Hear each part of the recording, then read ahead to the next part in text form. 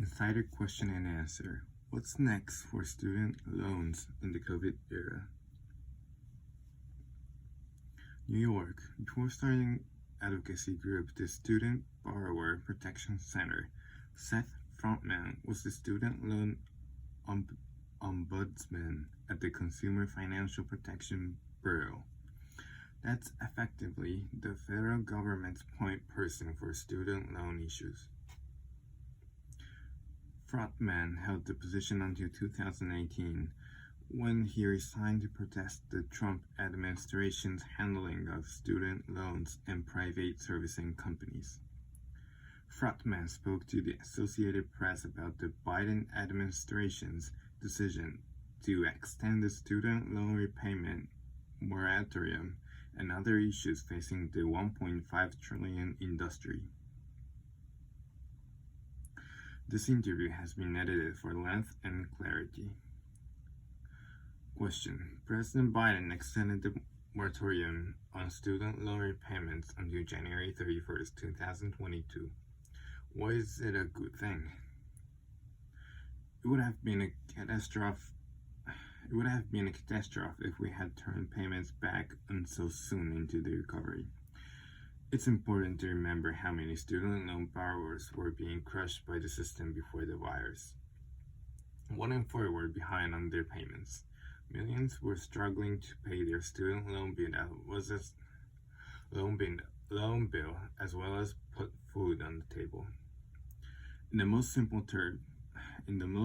of terms, student borrowers have too much debt, and this administration needs to get to the root of the problem before asking borrowers to repay.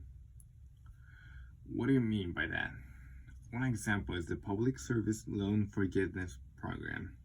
Millions of borrowers have really important protections that could eliminate their debt entirely if they did public service. It was a promise made by Washington if you were able to give back to our country or served in the military that your debts would be wiped away. Millions have fulfilled their end of the bargain, but 9 out of 10 applicants get denied. The Pennsylvania Higher Education Assistance Agency, also known as FedLoan, had an abysmal track record running that program.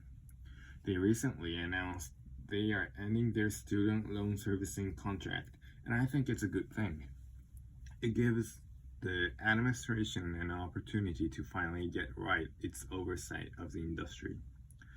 How important is it that the Department of Education forgave the student loan debt of 300,000 disabled borrowers, and why? Was this a long time coming?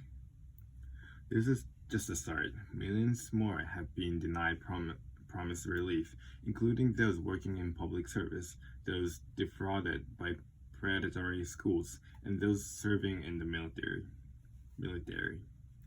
They deserve the same sweeping debt relief granted to hundreds of thousands of borrowers today. Secretary Cardona built a roadmap to fix the broken student loan system, and now he just needs to follow it. What's your latest concern in the student loan market? We've seen a new crop of predatory education finance companies pop up in the last few years. Many of them are fintech companies trying to fill the space that banks would have. I have deep concerns about a new form of finance called income share agreements, which require you to turn over a portion of your future income to pay for your education.